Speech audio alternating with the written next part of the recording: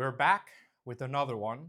And look, this might come across as controversial, maybe shocking for some of you, especially coming from a CPA, but the fastest way to retirement, it's not actually investing into the traditional accounts as we know them, into the 401k or what I like to call the 401 chaos, into maybe a Roth IRA or maybe into a traditional IRA.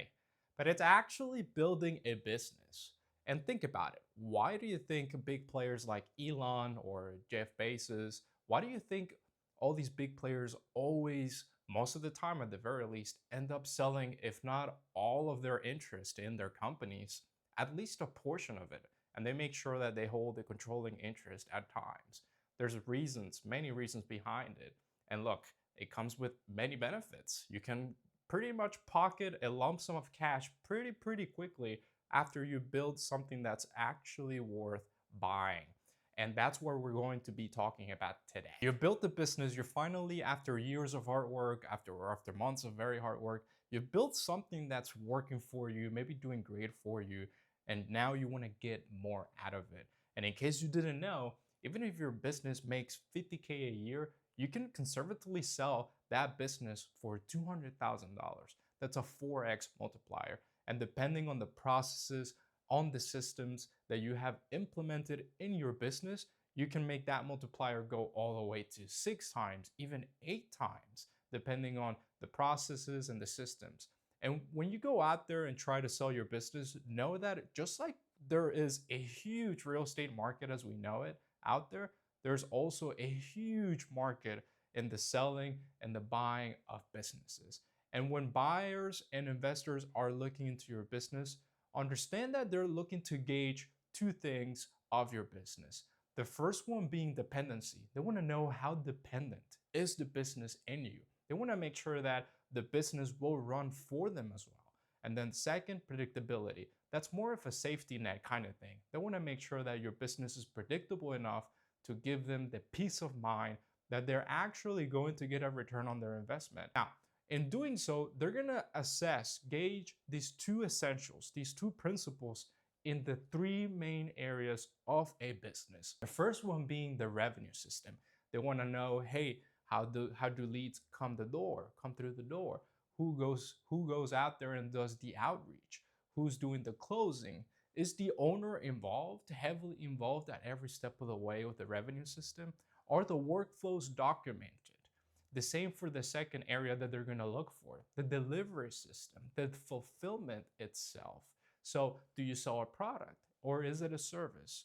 Who's fulfilling? Who's doing the fulfilling here?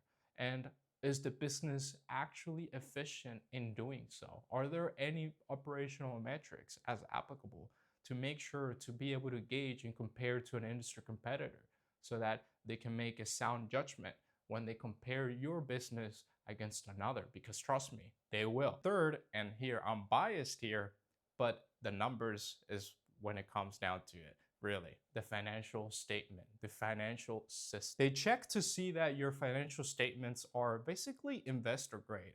Do your financial statements at the very least show your profit margins, your gross profit, your operating profit, your gross margin, ultimately your bottom line? Does it show that? Does it have metrics? Does it show efficiency levels? Does it tell you how profitable the business is? Are they clean? Are they accurate? These are things that they're looking to understand in a financial system structure of the business. Now, something that I see quite often is when owners don't pay themselves a market-based salary.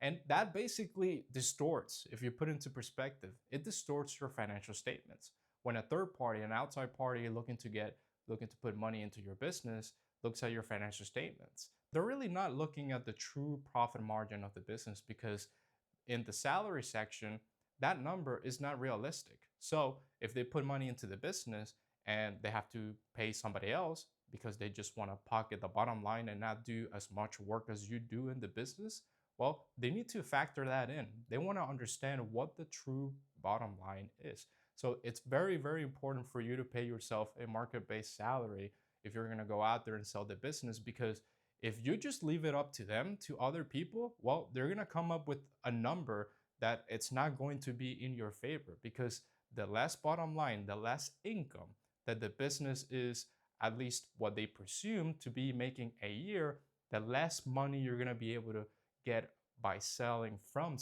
your business, or maybe just an interest in it. The best part about doing this is that it can happen on your own terms, on your own times. So you might as well do some tax strategy, maybe play around how you get paid, and just do it in a tax efficient manner at every step of the way. That concludes this video. Hopefully you liked it. Let me know in the comment section below your thoughts. If there's a specific topic that you want me to cover, feel free to let me know. Make sure you smash the like button, subscribe, follow the channel, and with that said, I'll see you on the next one.